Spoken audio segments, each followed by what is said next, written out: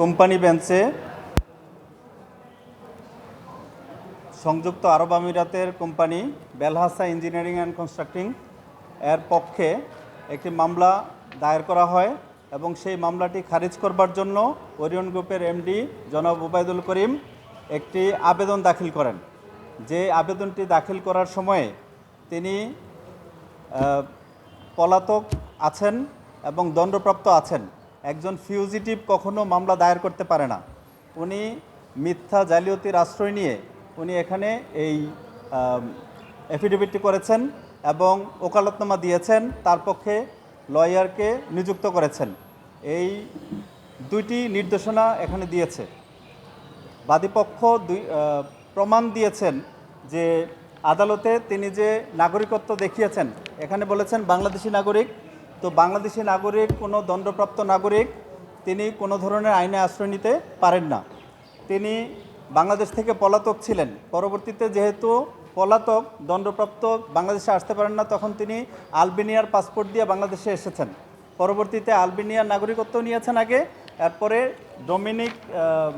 Commonwealth of Dominica এর নাগরিকত্ব তিনি সাবমিট করেছেন এবং এর মাধ্যমে তারা এখানে একটি এফিডেভিট দাখিল করেছেন।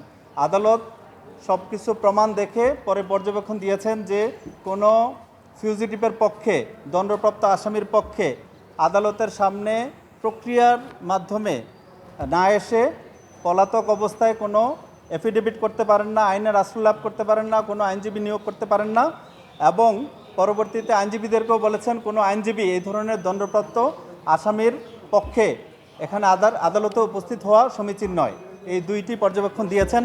আগামী 27 তারিখ বাকি তথ্যসহ অপর পক্ষকে, বিবাদী পক্ষকে আদালতে এসে উপস্থাপন করবার জন্য অনুরোধ করা হয়েছে।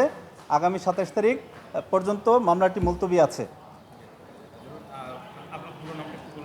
আমি ব্যারিস্টার জুবায়ের আহমেদ ভূঁইয়া, আসামি পক্ষের আইনজীবী। শুনানিকালে উপস্থিত ছিলেন আইনজীবী ব্যারিস্টার রাগিব রৌফ এবং আরও উপস্থিত ছিলেন আইনজীবী ব্যারিস্টার মোস্তাফিজুর রহমান।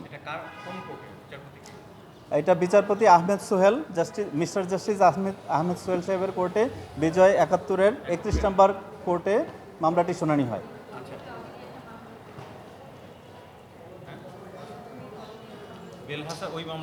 বেলহাসা দুইটি প্রজেক্টে কাজ করেছে। একটা হলো সিটি সেন্টার নিয়ে কাজ করেছে।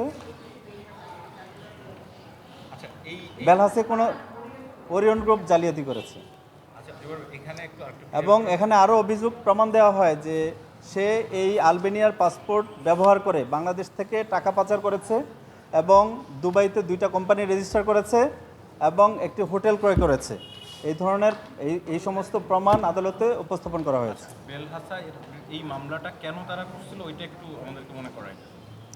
বেলহাসা মামলাটি করেছিল সিটি সেন্টার, যেটা মতিঝিলে আছে সর্বোচ্চ বিল্ডিং এখন, সেটার কনস্ট্রাকশনে Belhasa was the lead partner, one of the partner. তো একসাথে যে জেবি কোম্পানিটি এই ভবনটি নির্মাণ করেছে, বেলহাসা সেখানে 25% শেয়ারের মালিক। কিন্তু আজ পর্যন্ত বেলহাসাকে কোনো প্রফিট দেয় নাই, উপরন্তু কোনো হিসাবও দিচ্ছে না, বরং তার সিগনেচার জালিয়াতি করে ব্যাংক থেকে টাকা উত্তোলন করেছে এবং এই টাকাগুলো তসরুফ করেছে।